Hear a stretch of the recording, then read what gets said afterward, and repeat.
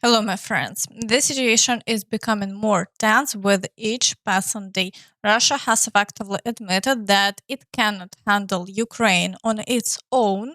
There have been multiple reports that North Korea is sending people to Russia to hold the defense on the border, allowing Russian troops to fight on the Ukrainian front. Zelensky briefly stated that North Korea has essentially joined the war. Від головного була доповідь розвідок Служби зовнішньої розвідки та ГУР щодо намірів росіян на осінь-зиму. Все доволі детально, фактично включення у війну Північної Кореї.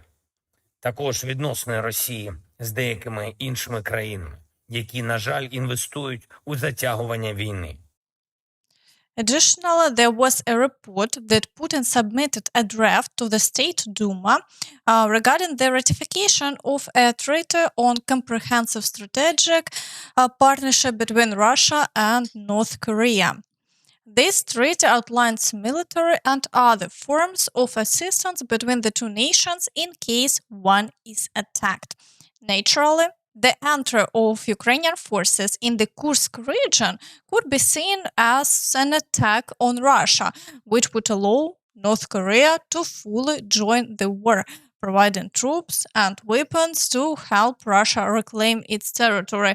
It would be great to see a response to this move. NATO forces could guard the Belarusian border, while Ukrainian soldiers strengthen the defense on the Ukrainian front. However, it's unlikely anyone will take that step. What do you think about this situation? What's going on? Share your thoughts in the comments.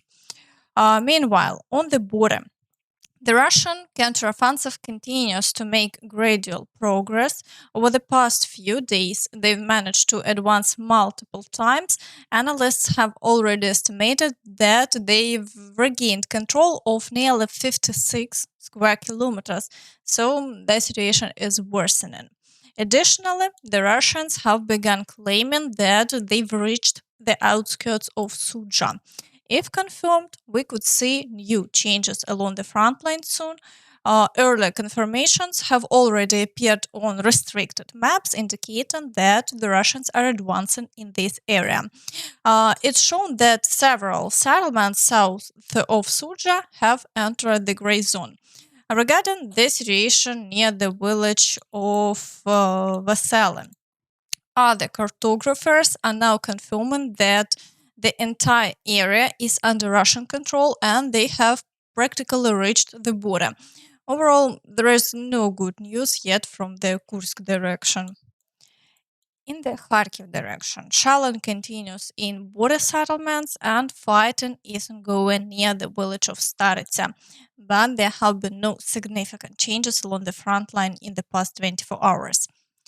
In the Kupiansk direction, the Russians continue shelling and assaulting Petropavlovka. It can be confidently said that activity has decreased slightly and all previous Russian attacks have been repelled by the Ukrainian Armed Forces, keeping the front line unchanged.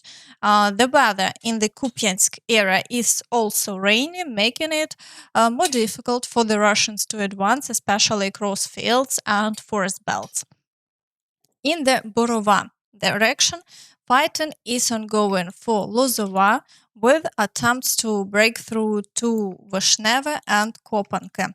There are also artillery strikes targeting the rear of the Ukrainian forces, but no significant changes have been recorded. Further south, the attacks on Druzhelyubivka continue and Russian forces are storming Grekivka, but the situation there remains unchanged as well. In the Kreminna direction, the Russians are storming Nevske and the fighting near the village of Novosadove continues. Similarly, the Russians are still unable to advance closer to the villages of Terny and Torske, and while the battles persist, there are no significant changes. In the Siversk direction, the Russians have reduced their activity for now, with only shelling being recorded. It's possible that the worsening weather and light rains have impacted the situation here as well. For now, we are waiting to see how events will unfold next. In the Chasiv Yar direction, the Russians continue to storm the outskirts of the city and are attempting to break through to the village of Stupachka. However, they have had no success and all their attacks are currently being repelled. In the Toretsk direction, Russians continue the assaults on Toretsk, trying to push further, but they have become bogged down in street fighting and have had no new successes for over a week. The Ukrainian Armed Forces are managing to destroy their forces, and while the Russians also attempt to break through to Sherbinivka, the situation remains unchanged there as well. In the Pokrovsk direction, the Russians continue shelling and assaults are reported on the villages of Promень, Sukhy Yar, Lysivka, and Seledova. The Ukrainian Armed Forces report that the Russians are surrounding Seledova and leveling the city, creating a catastrophic situation. Southward, the Russians are attempting to break through at any cost with maximum intensity assaults ongoing. As usual, they are trying to advance along the railway, with offensive actions recorded from Tsukurene towards the village of Voznesenka. Additionally, battles are ongoing for Novoselidivka, Izmailivka, Hernik, and Kurahivka, with more than 30 assaults in the past 24 hours. However, the Ukrainian Armed Forces have managed to repel these attacks and their front line remains unchanged. In the Kurakhove direction, the Russians are attempting to advance further from Maksymilianivka towards Kurakhove. However, the Ukrainian Armed Forces are defeating them as they exit Maksymilianivka. Battles are also ongoing for Katerynivka, and there are continued attempts to break through to Antonivka, but no changes have been reported in the past 24 hours. In the Vuhledar direction, battles are raging near Zolota Neva. The Russians are attempting to break through further, but the Ukrainian Armed Forces are holding the line and there has been no changes in the front line in the past 24 hours.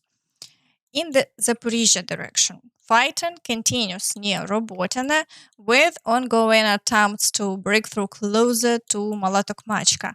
However, there have been no changes in the past 24 hours and the new Russian offensive operation is still being prepared. It remains unclear on which part of the front they will attempt to strike.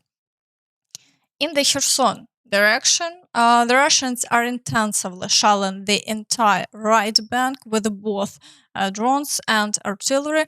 At the same time, there are continued attempts to break through to the islands, but they have had no success and the front line remains unchanged.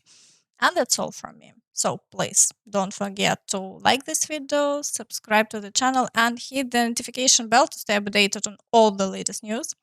Thank you for watching and see you next time. Bye bye.